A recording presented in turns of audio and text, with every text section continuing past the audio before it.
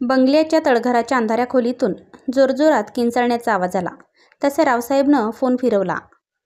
अवघ्या 5 मिनिटात डॉक्टर आणि 2 कंपाऊंडर तळघरात पोचले.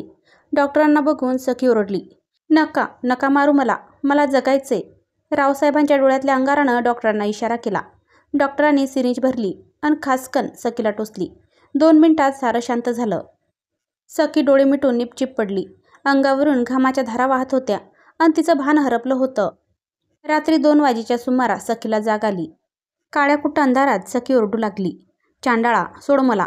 पण सखीला बांधलेला साखळदंड एवढा दणकट होता की हाताला हिसका बसल्याने तिला जखम झाली आणि हातातून बळबळ रक्त वाहू लागलं.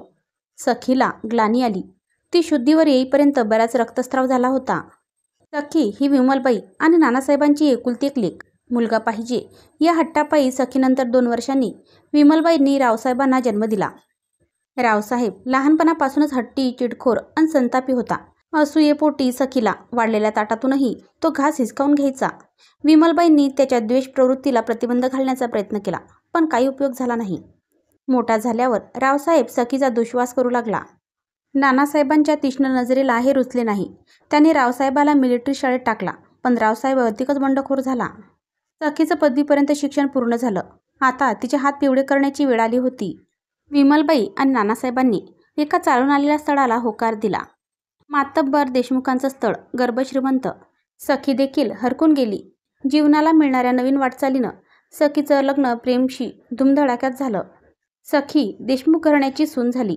सारं वैभव आपसुकच चालून आलं होतं, पण नियतीच्या मनात वेगळंच होतं. प्रेम देशमुखांचा एकुलता एक मुलगा, लाळाकोडात वाढलेला. घरची गर्भश्रीमंती म्हणून नोकरी करण्याची वेळ आली नाही, पण माठातलं पाणी किती दिवस पुरणार. प्रेमला व्यसन लागलं दारूचं. दररोज पिऊन यायचं आणि बायकोला झोडायचं असा प्रेमचा नित्यक्रम सुरू झाला.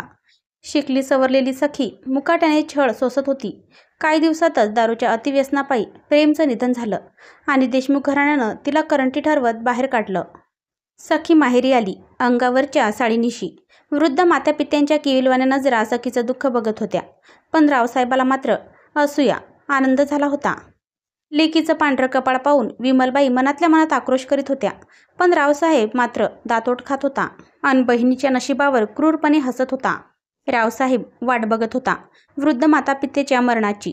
नानासाहेबांनी सरकारी नोकरीत कमावलेला पैसा त्याला शांत झोपू देत नव्हता. एक दिवस अचानक विमलबाईंना मूर्छा आली. हॉलमधल्या जमिनीवर विमलबाई पडल्या होत्या. नानासाहेब घाबरले. त्याने ताबडतोब विमलबाईंना डॉक्टरांकडे हलवले. डॉक्टरांनी विमलबाईंची रक्त तपासणी केली. तासाभरातच रिपोर्ट्स मिळणार होते, पण नानासाहेब अधिकच घाबरलेले होते. रात्री उशिरा विमलबाई शुद्धीवर आल्या तेव्हा डॉक्टर नानासाहेबांना सांगत होते, "घाबरू नका, पण आता अधिक काळजी घ्यायला हवी." विमलबाईच्या कानावर शब्द पडत होते, "त्यांना ब्लड कॅन्सर झालाय." विमलबाईंनी डोळे घट्ट मिटून घेतले, पण सत्य कुठे लपणार होतं. 2 महिन्याचा कालावधी डॉक्टरांनी दिला. नानासाहेबांनी उपचारासाठी विमलबाईंना मुंबईला हलवले. नानासाहेबांनी पाण्यासारखा पैसा खर्च केला, पण काही उपयोग झाला नाही. अवघ्या 15 दिवसातच विमलबाईंचे निधन झाले. पत्नीच्या विरहानंतर नानासाहेबांनी हाय खाल्ली आणि एक दिवस झोपेतच नानासाहेबांना हार्ट अटॅक आला. विमलबाई आणि नानासाहेबांच्या निधनानंतर रावसाहेबाला रान मोकळं झालं, पण अडसर होता तो फक्त सखीचा. एक दिवस गोड बोलून रावसाहेबानं सखीला शेतात जाण्याची गळ घातली. भोळी सखी भावाच्या पावलावर पाऊल टाकून शेताकडे निघाली. रावसाहेबानं बोलत बोलत सखीला विहिरीजवळ नेलं. सखी पाठमोरी झाली तोवर रावसाहेबानं त्याच्या राकट पंजानं तिला विहिरीत ढकललं. सखी क्षणभर घाबरली आणि ओरडू लागली, "वाचवा वाचवा." पण दुष्ट रावसाहेबानं भला मोठा दगड तिच्या दिशेने विहिरीत फेकला. सखीच्या डोक्याला भली मोठी खोच पडली, पण जीव वाचवण्यासाठी ती हातपाय हलवत राहिली. रावसाहेब केव्हाच दिसेनासा झाला होता. आजूबाजूच्या शेतात काम करणाऱ्या मजुरांना सखीच्या ओरडण्याचा आवाज आला. एकाने विहिरीत उडी मारून सखीला बाहेर काढलं, पण एव्हाना सखी बेशुद्ध झाली होती. दुसऱ्या दिवशी भल्या पहाटे गावकऱ्यांनी सखीला घरी आणून सोडलं. सखीला पाहताच रावसाहेबानं दातोट आवळले, पण तो करणार काय. सखी भेदरलेल्या अवस्थेत घरात शिरली. रावसाहेबानं घराचे दरवाजे बंद केले. तिला बळजबरीनं ओढत तळघरात नेलं.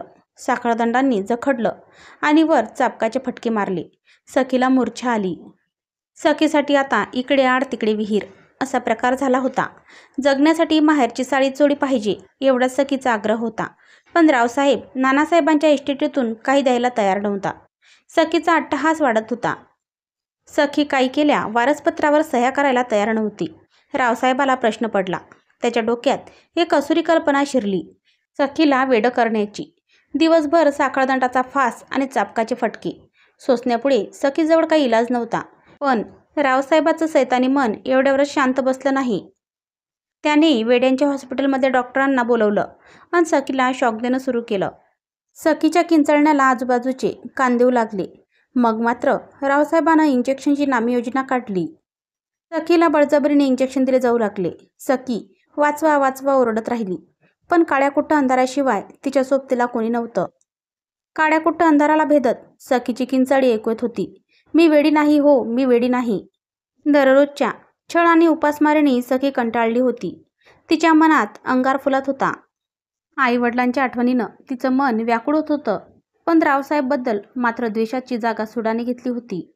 काय करावे या विचारत असताना तिला नामी युक्ती सुचली. तिनं ठरवलं रावसाहेबाचा कट करायचा. तळघरातल्या अंधारात तिला एक दोर सापडला. दोर गुंडाळून तिने एक फास तयार केला. अंधारात चाचपडत तिने टेबलाचा आधार घेतला. टेबलावर चढून तिने फास डोक्यावरच्या पंख्याला अडकवला. तयारी पूर्ण झाली आणि ती वाट पाहू लागली रावसाहेबाची. रावसाहेबाच्या डोक्यात संचारला होता सैतान. वारसपत्राचे कागद घेऊनच तो तळघरात आला. आल्याबरोबर त्याने कागद सखीच्या दिशेने भिरकावले. त्याने सखीला जोरात दरडावले. सखी थरथर करत होती. सखीला दंडाला धरून त्याने जोरात ओढले. दारू पिलेल्या रावसाहेबाला स्वतःचेही भान नव्हते. सखीने संधी साधून टेबलकडे ढकलले. भान हरपलेला रावसाहेब टेबलावर चढला आणि नाचू लागला. जोरजोरात हसू लागला. सखी घाबरत घाबरत एका कोपऱ्यात उभी राहिली. पण काही क्षणातच सखीला किंचाळी ऐकू आली. मेलो मेलो. रावसाहेबाच्या गळ्यात फास अडकला होता. सखीने अंधाराचा फायदा घेत टेबल बाजूला ओढला. तेव्हा ना रावसाहेबाच्या गळ्याभोवती फास आवडला गेला होता. सखीने धाडकन तळघराचे दार बंद केले आणि बीतबीतच ती दिवाणखान्यात येऊन बसली. दिवाणखान्यातल्या लोडवर डोके ठेवून ती जोरजोरात रडू लागली. विमलबाई नानासाहेबांच्या फोटोकडे पाहून तिने हात जोडले. तोंडातल्या तोंडात पुटपुटत ती म्हणाली, बाबा मला माफ करा. रावसाहेबाचा भेसूर चेहरा तिच्या डोळ्यासमोर तरळत होता. पण जिव्हाळ्याच्या नात्याचा असा क्लेशदायक अंत झाला होता. स्त्रीत्वाची लढाई सखी जिंकली होती. पण अन्यायासमोर झुकायचं नाही असा आदर्श तिने महिला जगताला घालून दिला. मित्रमैत्रिणींनो, कथा आवडली असेल तर चॅनलला लाईक करा, शेअर करा आणि आपल्या चॅनलला अजूनही सबस्क्राईब केलं नसेल तर सबस्क्राईब करा. धन्यवाद.